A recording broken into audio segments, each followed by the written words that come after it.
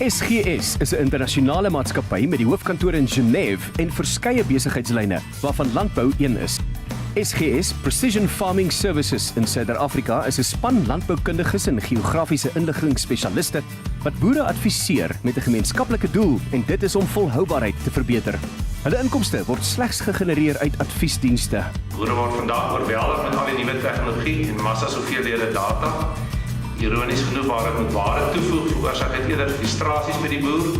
Hy soek iets wat eenvoudig is, prakties is om te implementeer en wat werklik meer geld maak.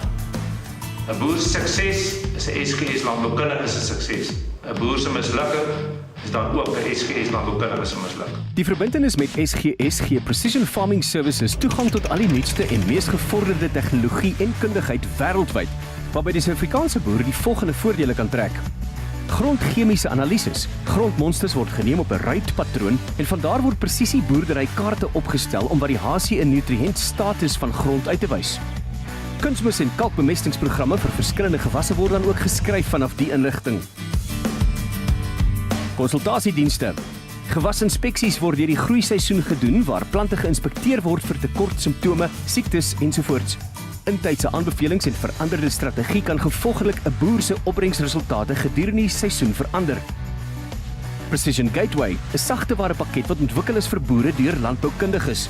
Dit is 'n cloud-based web application wat boere permanent in kontak plaas met al sy data vir akkurater inligting en om te help met sy bestuur van gewasproduksie deur die seisoen. Verder gebruik SGS Precision Farming Services 'n hommeltuig om oor gewasse te vlieg, om sodoende NDVI en optiese beelde op 2K resolusie vas te vang. SGS Precision Farming Services, jou onafhanklike vennoot wat die pad hand aan hand met die boer stap vir beter volhoubaarheid.